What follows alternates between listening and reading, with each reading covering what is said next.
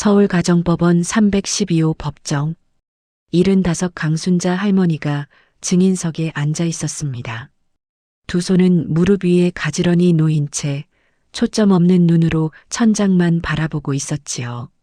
판사석 앞에는 세 남매가 서 있었습니다. 50줄 큰딸 민정, 40대 후반 큰아들 민호, 그리고 40대 중반 막내 아들 민수였어요. 민수는 계속 고개를 돌려 어머니를 바라봤습니다. 눈시울이 붉어져 있었어요. 판사가 서류를 넘기며 물었습니다. 성년 의견 개시 심판 청구권입니다. 어머님 상태가 어떠십니까? 큰딸이 한 걸음 앞으로 나서며 말했어요. 판사님, 저희 어머니가 작년부터 많이 안 좋아졌습니다. 목소리가 떨렸어요. 처음엔 작은 것들이었어요. 가습을 끄는 걸 잊는다거나 같은 질문을 반복한다거나.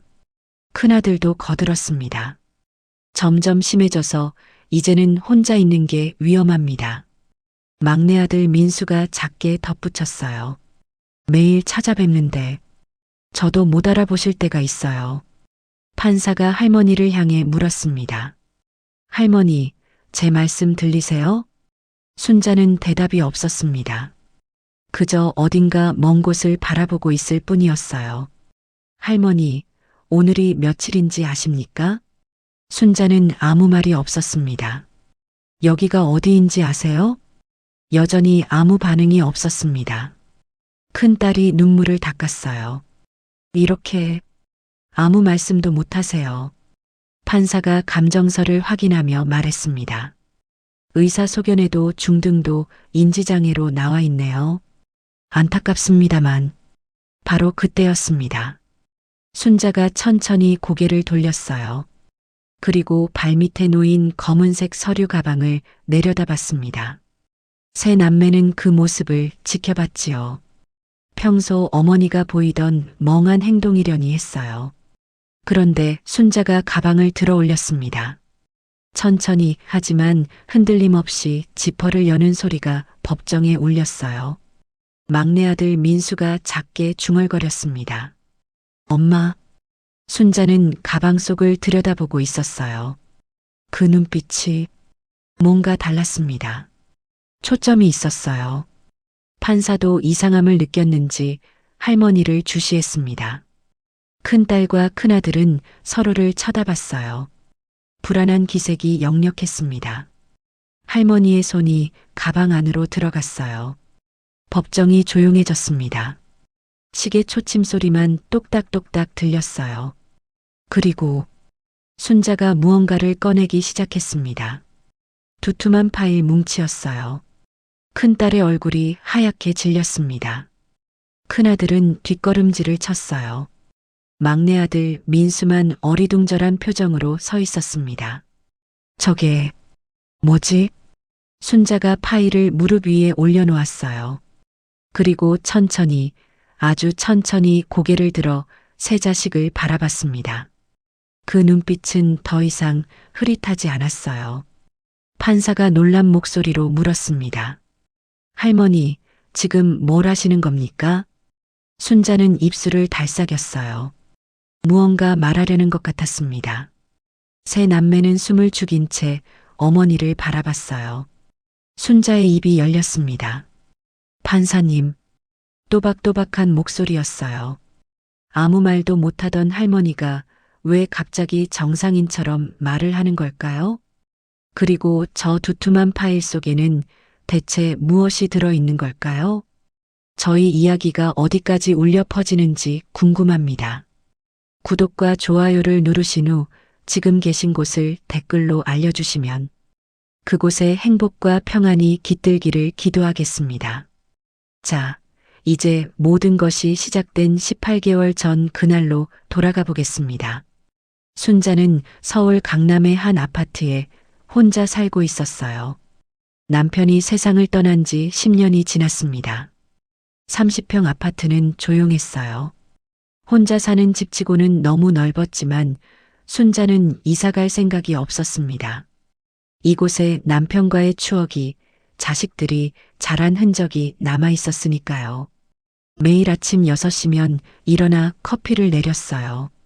신문을 펼쳐들고 거실 소파에 앉아 천천히 읽었습니다. 점심은 간단히 혼자 먹고 오후에는 아파트 단지를 산책했지요. 평범한 노년의 삶이었습니다. 하지만 순자에게는 남들과 다른 이력이 있었어요. 서울중앙지검에서 30년을 근무한 전직 검사였습니다. 여성으로는 최초로 부장검사까지 올랐던 사람이지요. 횡령, 배임, 사기, 온갖 경제범죄를 다뤘습니다.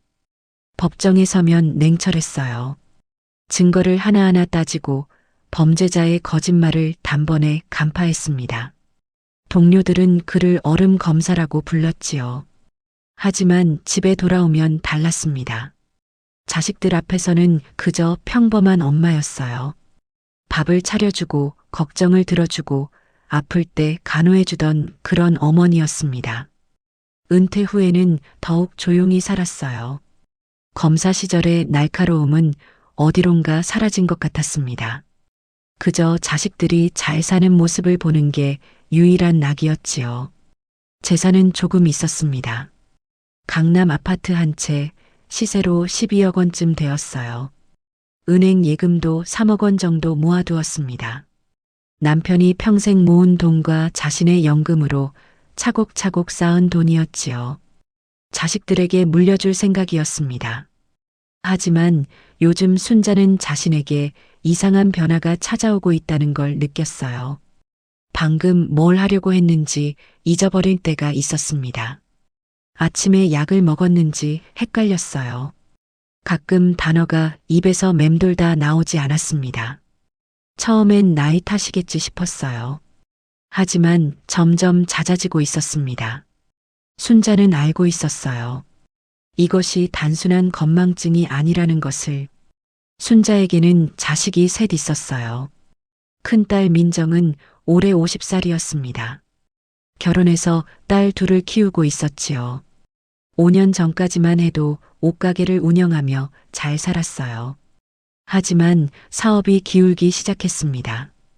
온라인 쇼핑몰에 밀려 손님이 줄었고 빚만 늘어났지요. 지금은 2억 원 가까이 되는 빚을 안고 있었습니다. 남편과도 사이가 안 좋아졌어요. 돈 문제로 싸우는 날이 많았습니다. 큰아들 민호는 48살이었어요. 대기업에 다니다 10년 전 퇴사했습니다. 주식 투자로 큰 돈을 벌겠다며 회사를 나왔지요. 처음 몇 년은 괜찮았습니다. 운이 좋아 돈을 좀 벌었어요. 하지만 욕심이 과했습니다. 레버리지 투자에 손을 댔다가 큰 돈을 날렸지요. 지금은 아내 월급으로 겨우 살림을 꾸리고 있었습니다. 아내는 남편을 원망했어요. 당신 때문에 우리 인생 망했어라는 말을 자주 했습니다. 막내 아들 민수는 45살 구청 공무원이었어요. 월급은 많지 않았지만 안정적이었습니다. 결혼해서 아들 하나를 키우고 있었지요. 형이나 누나처럼 큰 돈을 벌어본 적은 없었어요. 하지만 빚도 없이 성실하게 살았습니다. 무엇보다 효자였어요. 매주 토요일이면 어머니를 찾아뵙고 장을 받아들였습니다. 명절이 아니어도 자주 전화를 드렸지요. 형과 누나는 가끔 비웃었어요. 공무원 월급으로 그렇게 엄마한테 잘해봤자 뭐해. 나중에 유산은 똑같이 나눠갔는데. 민수는 대꾸하지 않았습니다. 그저 어머니가 좋아서 찾아뵙는 거였으니까요. 2023년 10월 어느 저녁이었습니다. 큰딸 민정이 큰아들 민호에게 전화를 걸었어요. 오빠, 요즘 엄마 좀 이상하지 않아? 민호가 물었습니다. 왜? 무슨 일 있어? 지난주에 갔는데 같은 얘기를 3번이나 하시더라고. 그리고 내 이름도 한번 헷갈려 하셨어.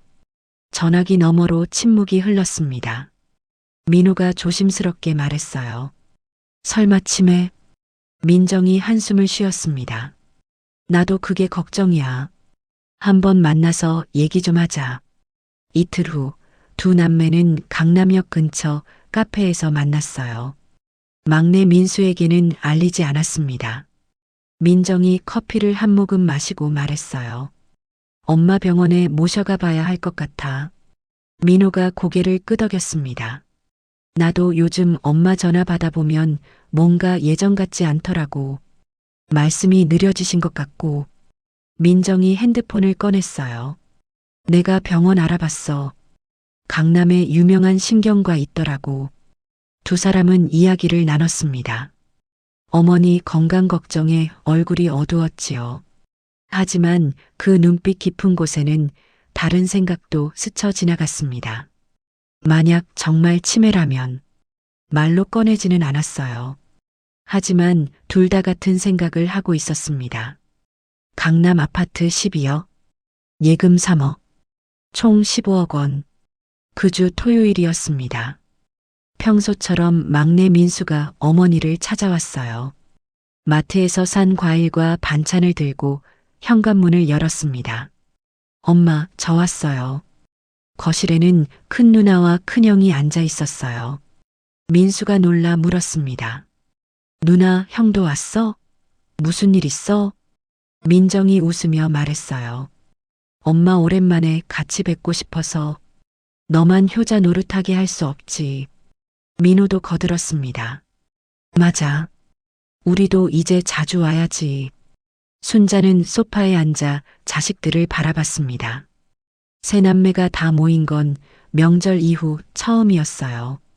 민정이 어머니 옆으로 다가앉으며 말했어요. 엄마, 우리 다음 주에 병원 한번 가보자. 건강검진 받으러. 순자가 물었습니다. 건강검진?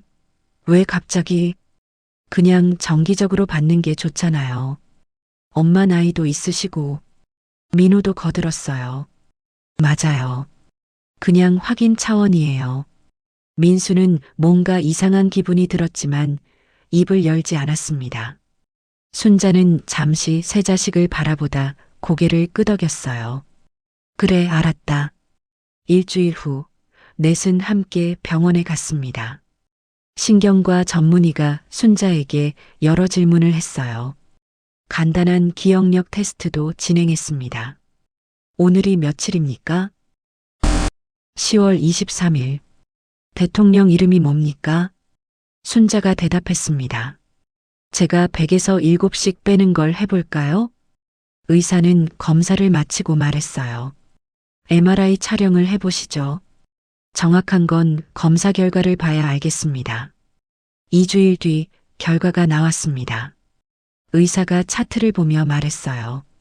경도인지 장애가 확인됩니다.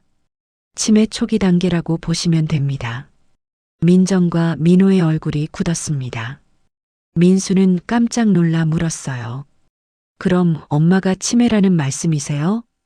의사가 고개를 끄덕였습니다. 초기 단계입니다. 약물 치료를 시작하면 진행 속도를 늦출 수 있습니다. 하지만 주의 깊게 지켜봐야 해요. 순자는 의사의 말을 듣고 있었어요. 이미 예상했던 결과였습니다. 병원을 나오는 길이었습니다. 민수가 어머니 손을 잡으며 말했어요.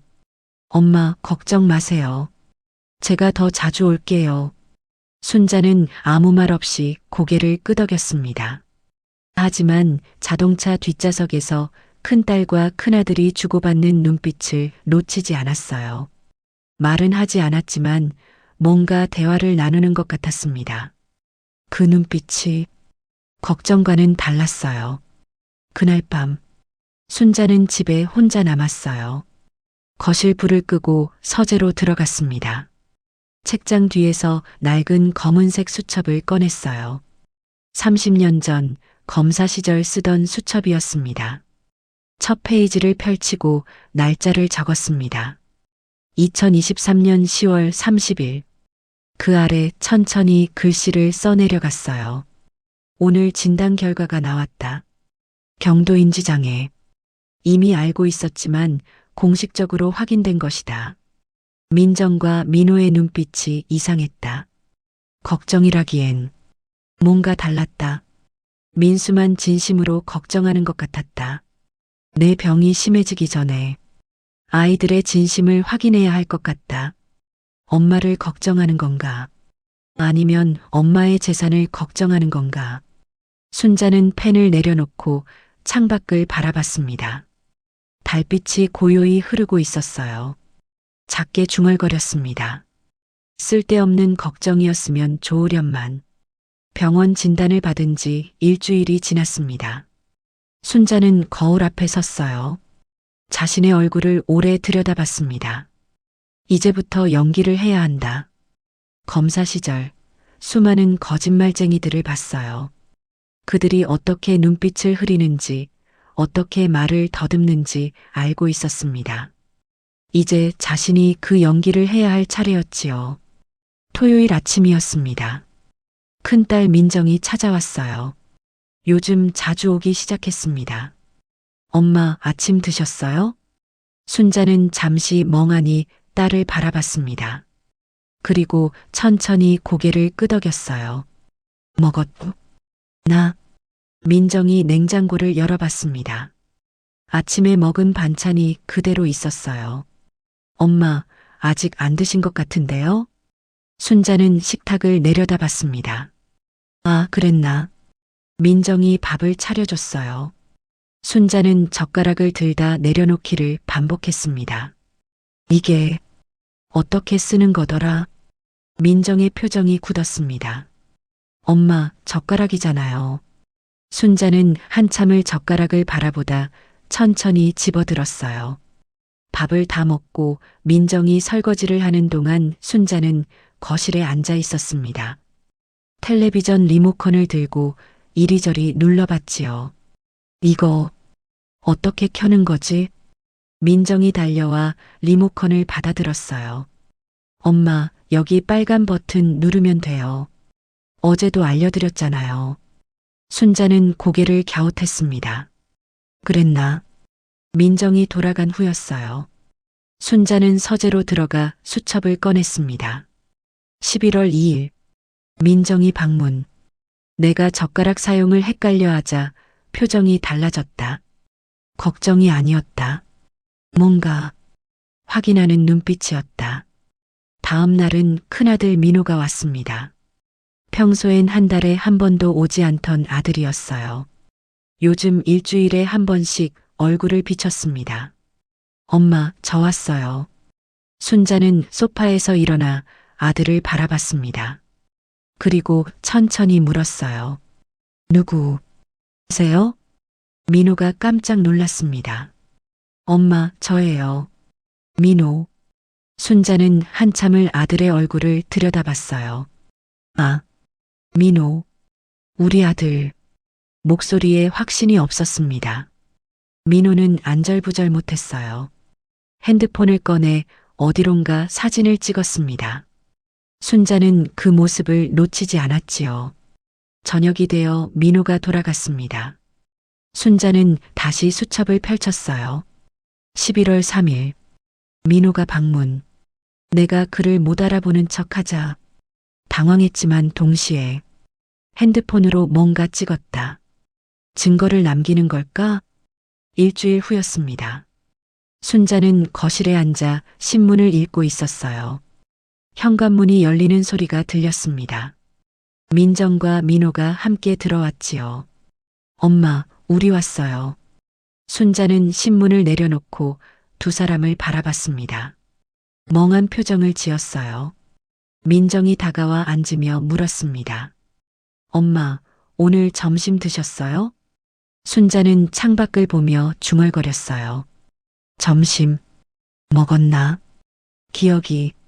민호가 냉장고를 확인했습니다. 반찬이 그대로네. 안 드신 것 같은데. 두 남매는 눈빛을 교환했어요. 민정이 부드럽게 말했습니다. 엄마, 우리 오늘 중요한 얘기 좀 할까요? 순자는 고개를 끄덕였습니다. 민호가 서류 봉투를 꺼냈어요. 엄마, 이거 좀 봐주세요. 은행 서류인데 서류에는 금융거래 위임장이라고 적혀 있었습니다.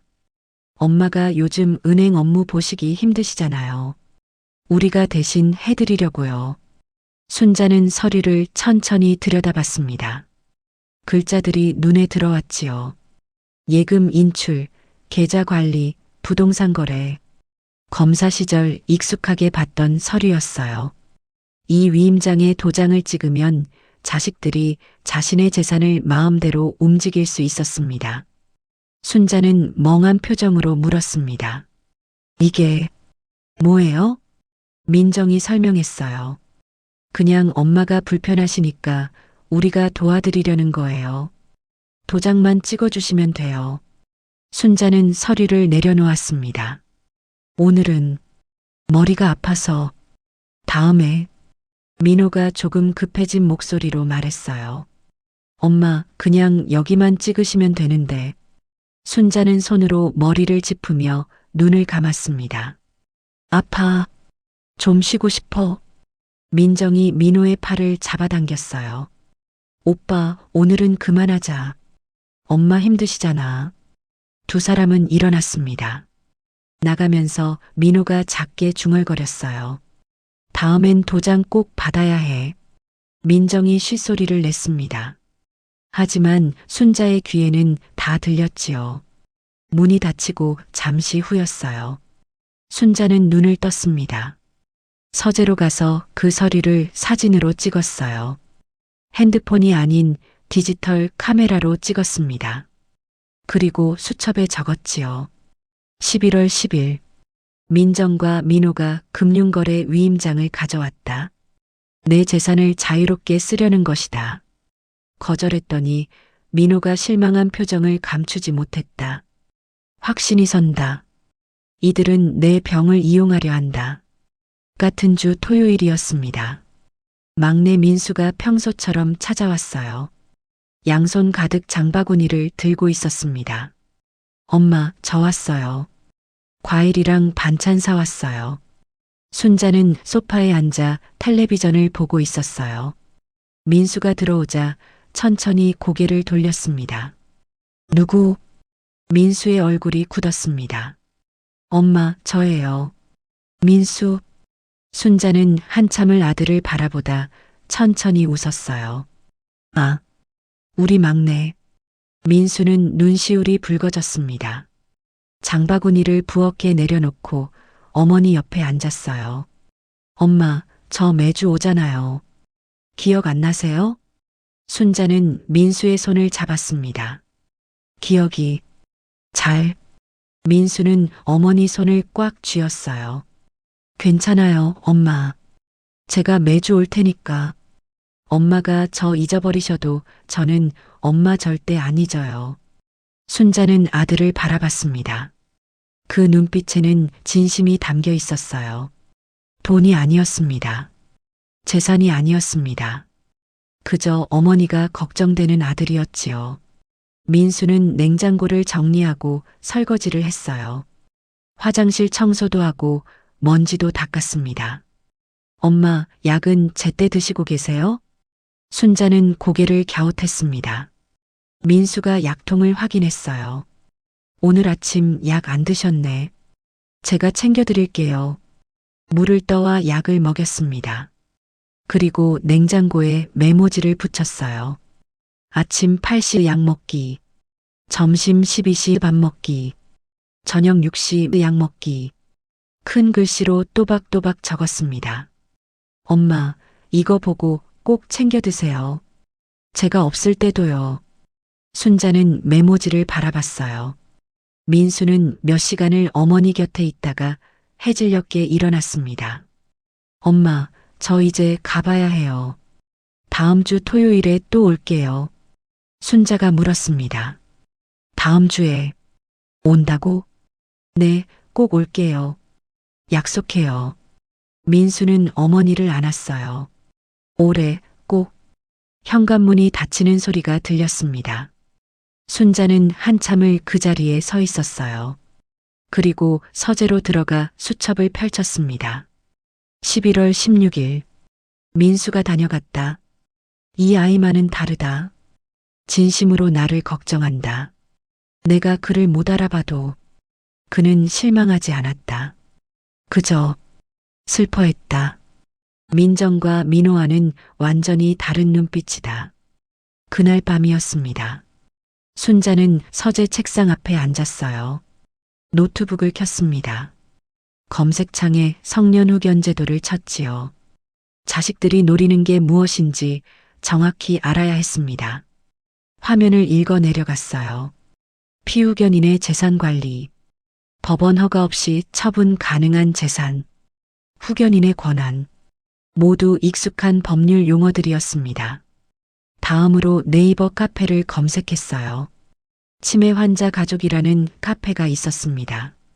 들어가서 게시글들을 읽었지요. 치매 부모님 재산 관리는 어떻게 하나요? 성년후 견인 신청 후 집 처분 가능한가요? 요양원 비용은 부모 재산으로 내는 건가요? 댓글들도 읽었습니다. 어떤 사람은 진심으로 부모를 걱정하고 있었어요. 하지만 어떤 사람은 재산 이야기만 하고 있었습니다. 순자는 노트북을 닫았습니다.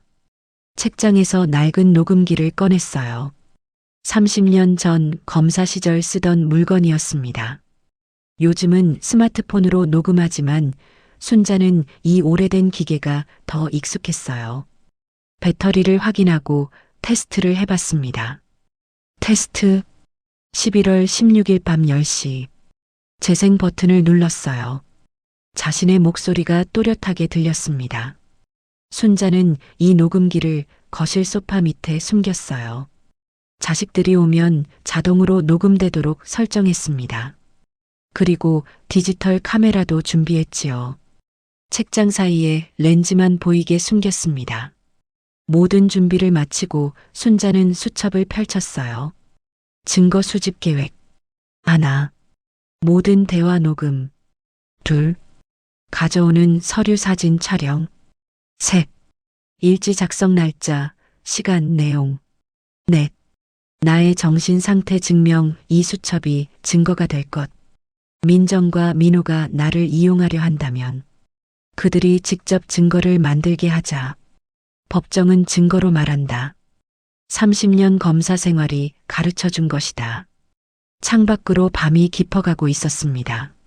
순자는 거울을 보며 다시 한번 멍한 표정을 연습했어요. 눈에 초점을 흐리게 만들고 입을 살짝 벌렸습니다. 거울 속의 자신이 정말 치매 환자처럼 보였지요. 좋아. 작은 중얼거림이었습니다. 하지만 그 눈빛만은 예리했어요. 30년 법정을 주름잡던 검사의 눈빛이었습니다. 순자는 불을 끄고 침대에 누웠습니다. 천장을 바라보며 생각했어요. 아이들아, 엄마를 시험하는 거니? 그럼 엄마도 너희를 시험해 볼게. 너희가 진짜 자식인지 아니면 재산만 노리는 사기꾼인지. 눈을 감았습니다. 내일부터 본격적인 연기가 시작될 것입니다. 눈이 내리는 아침이었어요.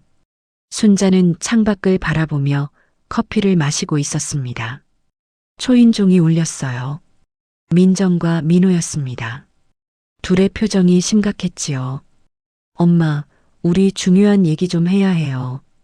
거실에 앉았습니다. 민정이 팸플릿 하나를 꺼냈어요. 실버타운 안내서였습니다. 엄마, 이거 좀 보세요. 여기 정말 좋은 곳이에요. 팸플릿에는 깨끗한 시설 사진들이 있었습니다. 넓은 방, 식당, 정원. 민호가 설명했어요. 1:1 간병 서비스도 있고 의사 선생님도 상주하신대요. 엄마 같은 분들을 위한 전문 시설이에요. 순자는 팸플릿을 천천히 넘겨봤습니다. 여기가 어디예요? 민정이 대답했어요. 경기도 용인이에요. 서울에서 1시간 정도 거리. 순자는 고개를 갸웃했습니다. 나 저기 가야 해요? 민호가 어머니 손을 잡았어요. 엄마, 혼자 계시면 위험하잖아요. 요즘 가스불도 자주 잊으시고 저번엔 현관문을 열어두고 주무셨어요. 도둑이라도 들면 어떡해요. 민정이 거들었습니다. 순자는 두 자식을 번갈아 봤어요. 나 그냥 여기 살고 싶은데. 목소리가 떨렸습니다. 민호가 달랬어요. 엄마, 거기 가시면 더 편하실 거예요. 친구들도 사귀시고 여기 집은 우리가 잘 관리할게요. 나중에 엄마 건강 좋아지시면 다시 오시면 되고 민정이 말했습니다. 순자는 창밖을 바라봤어요. 눈이 계속 내리고 있었습니다. 생각해볼게요. 민정과 민호는 눈빛을 교환했습니다. 민호가 말했어요. 엄마, 다음 주에 같이 가봐요. 구경만 하는 거예요. 순자는 천천히 고개를 끄덕였습니다. 두 사람이 돌아가고 나서였어요. 순자는 소파 밑에 숨겨둔 녹음기를 꺼냈습니다. 재생 버튼을 눌렀지요. 자신과 자식들의 대화가 또렷하게 들렸어요. 그리고 현관문이 닫힌 후의 소리도 녹음되어 있었습니다. 민호의 목소리였어요. 요양원만 보내면 집 처분 진행할 수 있어. 민정의 목소리가 이었습니다. 다음 주에 꼭 계약서 받아야 해. 부동산에서 연락 왔는데 매수자 있대. 순자는 녹음기를 멈췄습니다. 서재로 가서 수첩을 펼쳤어요. 12월 3일. 요양원 입소를 강요했다. 용인. 서울에서 1시간. 나를 멀리 보내려는 것이다. 집을 팔 생각인 게 분명하다. 녹음 확보. 일주일 후였습니다. 순자는 민정, 민호와 함께 용인의 요양원에 갔어요. 시설은 깨끗했습니다. 원장이 안내를 했지요. 어르신, 여기가 2인실이고요. 저기가 식당입니다. 넓은 정원도 있었어요. 다른 어르신들이 산책하고 있었습니다. 원장이 설명했어요. 치매 환자분들을 위한 특별 프로그램이 있습니다. 미술치료, 음악치료. 민정이 말을 자르고 원장에게 물었습니다. 입소는 언제 가능한가요? 바로 가능합니다. 서류만 준비하시면 되고요. 민호가 끼어들었어요. 비용은 어떻게 되나요? 월 300만 원입니다. 1:1 간병 포함해서요. 민정과 민호는 고개를 끄덕였습니다. 순자는 정원을 바라보고 있었어요. 멍한 표정이었습니다. 엄마 어때요? 괜찮죠? 민정이 물었습니다. 순자는 천천히 고개를 끄덕였어요. 좋아 보여요. 돌아오는 차 안이었습니다. 민호가 운전하고 민정이 조수석에 앉았어요. 순자는 뒷좌석에 있었습니다. 민정이 작게 말했습니다. 다음 주에 입소시키자. 더 늦으면 안 돼. 민호가 대답했어요. 부동산 중개인이 매수자 데리고 온대. 12억 현금 거래. 좋아. 계약금만 받으면 우리 빚부터 갚고. 순자는 눈을 감고 있었습니다. 자는 척이었어요. 하지만 귀는 열려 있었지요. 집에 도착했습니다. 순자는 차에서 내려 집으로 들어갔어요. 민정과 민호는 차 안에 남아 이야기를 계속했습니다. 순자는 창문 커튼 뒤에 섰어요. 두 사람이 뭔가 진지하게 이야기하고 있었습니다. 핸드폰을 꺼내 누군가와 통화도 하더군요. 30분쯤 지나서 두 사람이 차에서 내렸습니다. 현관 초인종을 눌렀어요. 순자가 문을 열었습니다. 민정이 웃으며 말했어요. 엄마, 다음 주 수요일에 여기로 이사 가는 거 괜찮으시죠? 순자는 고개를 끄덕였습니다. 그래. 좋아.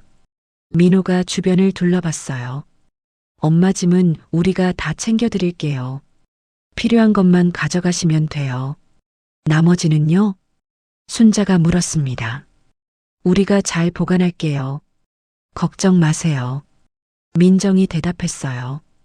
두 사람이 돌아갔습니다. 순자는 서재로 갔어요. 책상 서랍 깊은 곳에서 작은 녹음기를 꺼냈습니다. 차 안 대화를 녹음하기 위해 민호차에 몰래 붙여둔 거였지요. 재생했습니다. 이 집 12억에 팔고 엄마 요양원비 년에 3,600. 10년이면 3억 6천. 그래도 8억은 남네. 반씩 나누면 우리 각각 4억. 나는 빚 갚고 2억 남는다. 막내는 나중에 1,000만 원씩 주면 되지.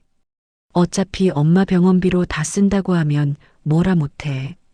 순자는 녹음기를 껐습니다. 30년 검사 생활 동안 더 나쁜 인간들을 많이 봤지만 마음 한구석이 무너지는 것 같았습니다. 토요일 아침이었습니다. 민수가 평소처럼 찾아왔어요. 현관문을 열고 들어서는데 거실에 큰 누나와 큰 형이 있었습니다. 누나, 형, 오늘 무슨 일이야? 민정이 일어나 말했어요. 민수야, 너한테 할 말이 있어. 민수는 장바구니를 내려놓고 앉았습니다. 민호가 입을 열었어요. 엄마를 요양원에 모시기로 했어. 민수의 얼굴이 굳었습니다. 뭐? 갑자기 무슨 소리야? 민정이 설명했어요. 엄마 혼자 계시면 위험해. 전문 시설에서 돌봄 받으시는 게 나아. 민수가 반박했습니다. 내가 매주 오잖아. 내가 더 자주 올게. 요양원까지 갈 필요 없어. 민호가 한숨을 쉬었어요. 민수야, 넌 회사 다녀야 하잖아. 매일 엄마 돌볼 수 없어. 그래도 요양원은 너무해. 엄마가 평생 사신 집인데. 민수의 목소리가 높아졌습니다. 민정이 날카롭게 말했어요. 그럼 내가 직장 그만두고 엄마 돌볼 거야? 그럴 수 있어? 민수는 입을 다물었습니다. 민호가 부드럽게 말했어요. 우리도 고민 많이 했어. 이게 엄마를 위한 최선이야. 민수는 어머니를 바라봤습니다. 순자는 소파에 앉아 텔레비전만 보고 있었어요. 민수가 다가가 어머니 손을 잡았어요. 엄마, 요양원 가고 싶으세요? 순자는 천천히 민수를 바라봤습니다. 요양원, 좋은 곳이래. 가고 싶으세요? 민수가 다시 물었습니다. 순자는 한참을 아들을 바라보다 고개를 끄덕였어요. 응. 민수의 눈에 눈물이 맺혔습니다. 민정이 말했어요. 봐, 엄마도 원하셔. 다음 주 수요일에 모시고 갈 거야. 민수가 돌아서며 물었습니다. 그럼 이 집은? 당분간 비워둘 거야. 나중에 생각해보고. 민정이 대답했어요. 민수는 뭔가 석연치 않았지만 더 이상 반박하지 않았습니다. 그날 오후 민정과 민호가 먼저 떠났어요. 민수는 남아서 어머니 곁에 있었습니다. 엄마, 제가 주말마다 요양원에 찾아뵐게요. 약속해요. 순자는 아들의 손을 잡았어요. 고마워. 우리 막내. 민수는 오래 어머니를 안았습니다. 그리고 집을 나섰지요. 현관문이 닫혔습니다. 순자는 한참을 그 자리에 서 있었어요. 그리고 서재로 갔습니다. 수첩을 펼쳤어요. 12월 14일. 막내가 요양원 입소를 반대했다. 하지만 민정과 민호가 설득했다. 민수는 끝까지 나를 걱정한다. 이 아이만은 진짜다. 수요일이 다가왔습니다. 순자는 매일 밤 서재에서 시간을 보냈어요. 수첩에 지난 2달간의 일들을 정리했습니다. 날짜별로, 사건별로 꼼꼼하게 기록했지요. 녹음 파일도 정리했어요. 350여 개가 넘었습니다. 민정과 민호의 대화, 부동산 중개인과의 통화, 요양원 상담 내용, 차 안에서 나눈 재산 분배 계획, 모두 증거였습니다. 사진도 정리했어요. 금융거래 위임장, 요양원 계약서, 부동산 매매 관련 서류들. 순자는 이 모든 것을 USB에 복사했습니다. 그리고 하나를 더 만들어 은행 금고에 보관하기로 했어요. 화요일 오전이었습니다. 순자는 은행에 갔어요. 치매 환자처럼 보이지 않도록 조심했습니다. 창구 직원에게 말했어요. 금고를 열어주세요. 신분증을 보여주고 금고를 열었습니다. USB를 넣고 잠갔지요. 그리고 변호사 사무실로 갔습니다. 예약 없이 찾아갔어요. 접수 직원이 물었습니다. 예약하셨나요? 검사 출신 강순자입니다. 이 변호사님께 이것 좀 전해주세요. 명함을 건넸습니다. 10분 후 변호사가 나왔어요. 강 선배님, 오랜만입니다. 20년 전 함께 일했던 후배 변호사였습니다. 반갑네. 부탁이 하나 있어서 왔어. 사무실로 들어가 이야기를 나눴어요. 순자는 USB와 수첩 사본을 건넸습니다. 내가 법원에 성년의견 심판 청구를 당하면 이걸 사용해줘. 변호사가 USB를 받아들며 물었습니다. 무슨 일이신데요? 자세한 건 나중에 알게 될 거야. 일단 보관만 해줘. 변호사는 고개를 끄덕였어요. 알겠습니다. 믿고 맡기세요. 집으로 돌아왔습니다. 순자는 거실을 천천히 돌아봤어요. 남편과 살았던 추억들이 가득한 집이었습니다. 자식들이 뛰어놀던 공간이었지요. 이제 이 집을 떠나야 했어요. 하지만 순자는 알고 있었습니다. 이것이 끝이 아니라는 것을. 요양원은 그저 무대 중 일부였어요. 진짜 무대는 법정이 될 것입니다. 화요일 밤이었습니다. 순자는 마지막으로 수첩에 글을 썼어요. 내일 요양원에 간다. 민정과 민호는 내가 정말 치매라고 믿고 있다. 이제 그들이 직접 움직일 것이다. 집을 팔고 재산을 나누고 나를 잊을 것이다. 하지만 나는 모든 것을 보고 있다. 모든 것을 기억하고 있다. 모든 것을 기록하고 있다. 법정에서 만나자, 내 아이들아. 그곳에서 진실을 말할 것이다. 막내에게는 미안하다. 내가 상처받을 것을 알면서도 이 연극을 끝까지 해야 한다. 너만은 내가 지켜줄게. 끝까지. 순자는 수첩을 덮었습니다. 각오를 다신 순자는 다음 날부터 요양원에 들어가 조용히 지냈지요. 그렇게 시간은 흘러 마침내 그날이 오게 되었습니다. 서울가정법원 312호 법정. 순자는 증인석에 앉아 있었습니다. 두 손을 무릎 위에 가지런히 놓은 채 초점 없는 눈으로 천장만 바라보고 있었어요. 판사가 서류를 넘기며 말했습니다. 성년의견 개시 심판 청구권입니다. 청구인 측에서 말씀하시죠. 큰딸 민정이 앞으로 나섰어요. 눈시울이 붉어진 채 말했습니다. 판사님, 저희 어머니께서 심한 치매로 혼자 계시는 것이 위험한 상황입니다. 옆에 선 큰아들 민호도 고개를 끄덕였습니다.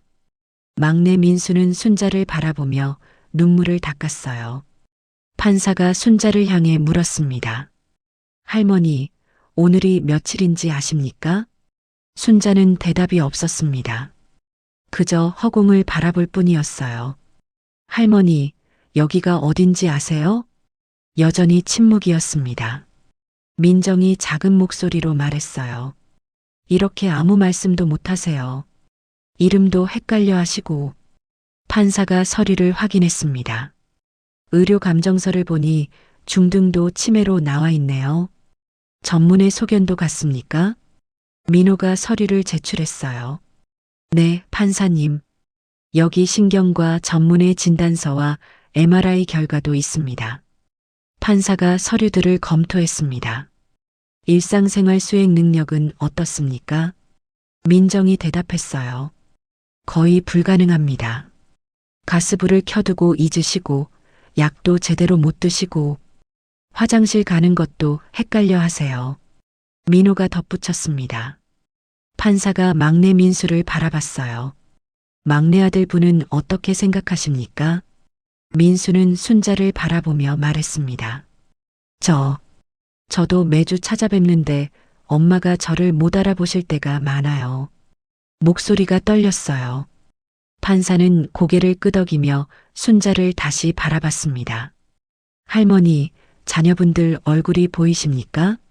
순자는 천천히 고개를 돌렸어요. 새 자식을 흐릿한 눈으로 바라봤습니다.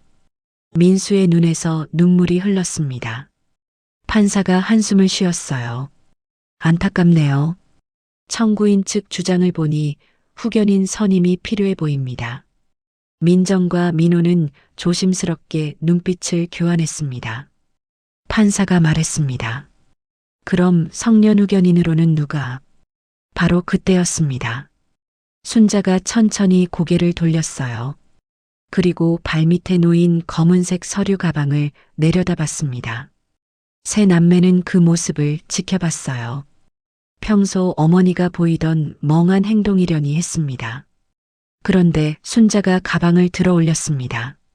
천천히 하지만 흔들림 없이 지퍼를 여는 소리가 법정에 울렸어요. 막내 민수가 작게 중얼거렸습니다. 엄마. 순자는 가방 속을 들여다보고 있었어요. 그 눈빛이 뭔가 달랐습니다. 초점이 있었어요. 판사도 이상함을 느꼈는지 순자를 주시했습니다. 큰딸과 큰아들은 서로를 쳐다봤어요. 순자의 손이 가방 안으로 들어가 무언가를 꺼내기 시작했습니다. 두툼한 파일 뭉치였어요. 큰딸의 얼굴이 하얗게 질렸습니다. 큰아들은 뒷걸음질을 쳤어요. 막내 민수만 어리둥절한 표정으로 서 있었습니다. 저게 뭐지? 순자가 파일을 무릎 위에 올려놓았어요. 그리고 천천히, 아주 천천히 고개를 들어 세 자식을 바라봤습니다. 그 눈빛은 더 이상 흐릿하지 않았어요. 판사가 놀란 목소리로 물었습니다. 할머니, 지금 뭘 하시는 겁니까? 순자는 입술을 달싹였어요. 무언가 말하려는 것 같았습니다. 세 남매는 숨을 죽인 채 어머니를 바라봤어요. 순자의 입이 열렸습니다. 판사님, 또박또박한 목소리였어요. 법정이 순간 얼어붙었습니다.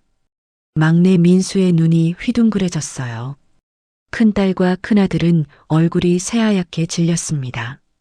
판사가 앞으로 몸을 기울였습니다. 네, 말씀하십시오.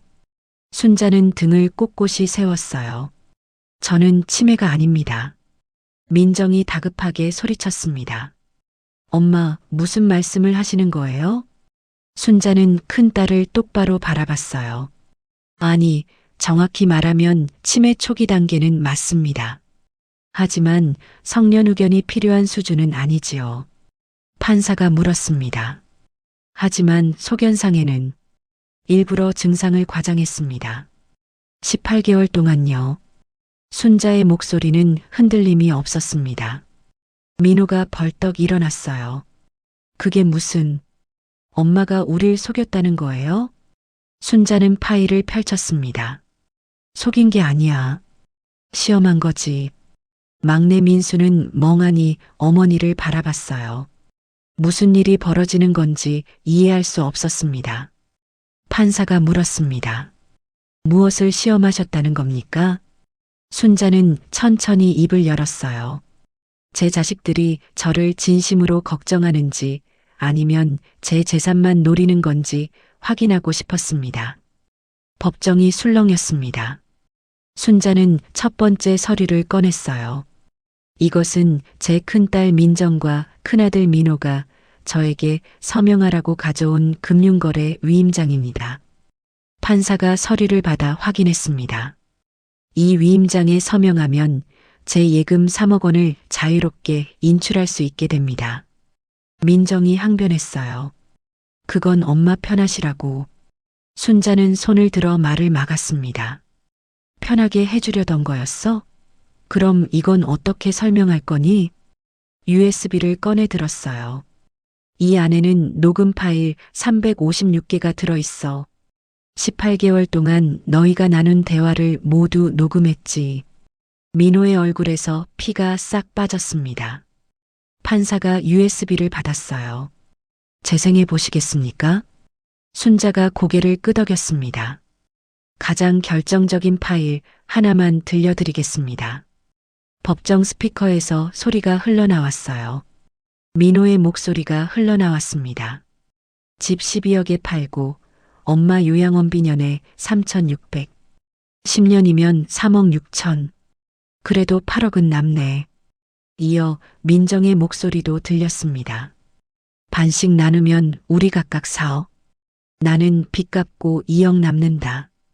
막내 민수의 입이 벌어졌습니다. 형, 누나. 녹음은 계속되었어요. 막내는 나중에 1,000만 원씩 주면 되지. 어차피 엄마 병원비로 다 쓴다고 하면 뭐라 못해. 민수는 형과 누나를 번갈아 쳐다봤습니다. 형, 누나, 어떻게? 판사가 녹음을 멈췄습니다. 무거운 침묵이 흘렀어요. 순자는 자리에서 일어났습니다. 등이 꼿꼿했어요. 저는 강순자 서울중앙지검에서 30년간 근무한 전직 부장검사입니다. 민수의 눈이 더 커졌습니다. 엄마가 검사였다는 건 알았지만 이런 모습은 처음 봤어요. 횡령, 배임, 사기. 평생 경제범죄를 다뤘습니다. 순자는 두 번째 파일을 꺼냈어요. 증거 수집과 분석이 제 전문 분야였지요. 그래서 이렇게 준비할 수 있었습니다. 두툼한 수첩을 보여줬습니다. 이것은 제가 18개월 동안 매일 쓴 일지입니다. 자식들의 방문 시간, 한 말, 행동 모두 기록했습니다.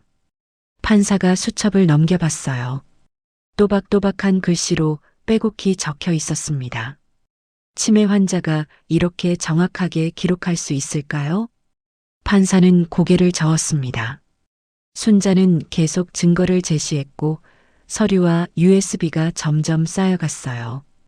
민정은 민호는 고개를 떨구었습니다. 순자는 마지막 서류를 꺼냈어요.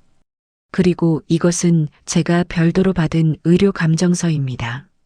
제 치매가 초기 단계이며 성년 의견이 필요한 상태가 아니라는 소견입니다. 판사가 서류를 받아 확인했습니다. 대학병원 신경과 교수의 감정서네요.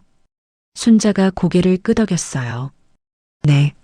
제 자식들이 데려간 병원의 의사는 민호가 500만 원을 주고 매수했습니다.